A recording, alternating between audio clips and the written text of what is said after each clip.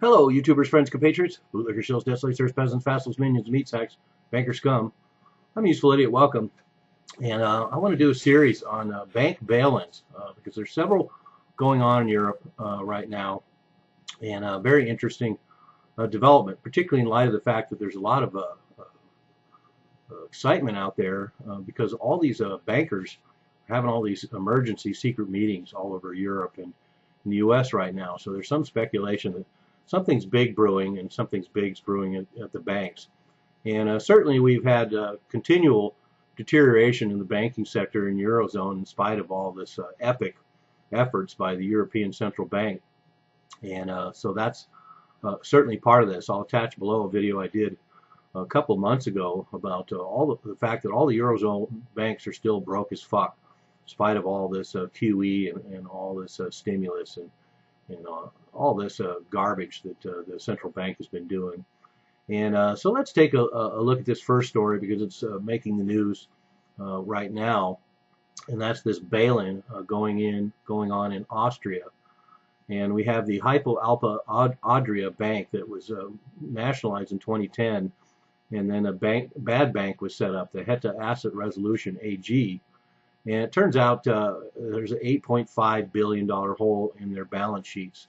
And this is very telling in itself. Once again, we have a bank that ostensibly is relatively healthy, says one thing, and then once it implodes, we find out what the real damage is and what the real exposure is. So this is another case of that.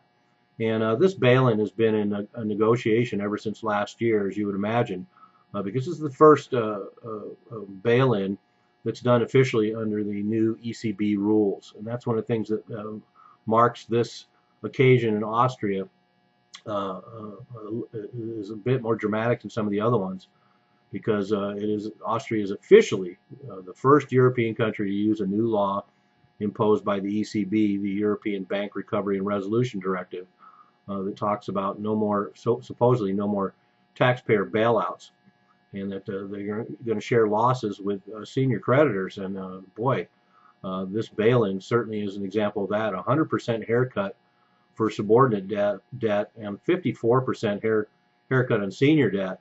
And 54% seems pretty high, although compared to some other bail-ins that I'm going to discuss in the next couple of videos, it's a lower amount. But that said, it's a huge bail-in and a perfect example of what people are talking about when they talk about the scary fact that bail-ins will be the new normal.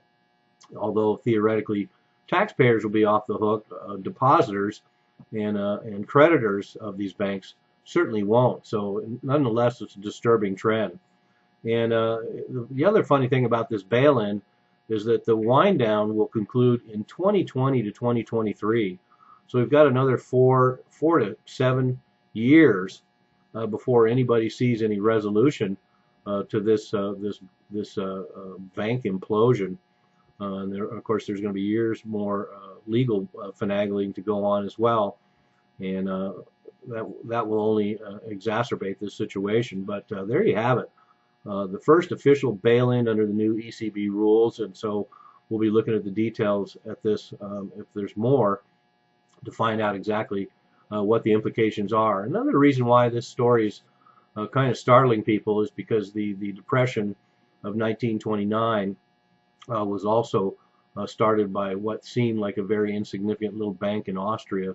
So people see that history is repeating itself, and if history doesn't repeat itself, it certainly rhymes, as Mark Twain said.